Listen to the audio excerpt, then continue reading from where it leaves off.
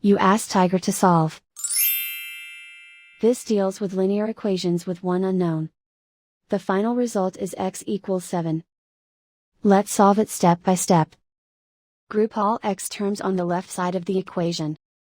Subtract 2x from both sides. Group like terms.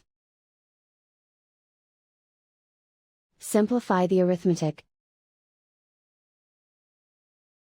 Group like terms.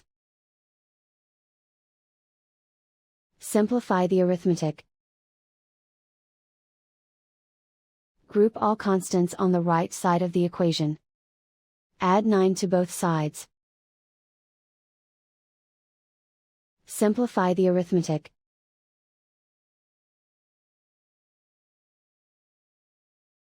Isolate the x. Divide both sides by 2. Simplify the fraction. Find the greatest common factor of the numerator and denominator. Factor out and cancel the greatest common factor. And so the final result is x equals 7.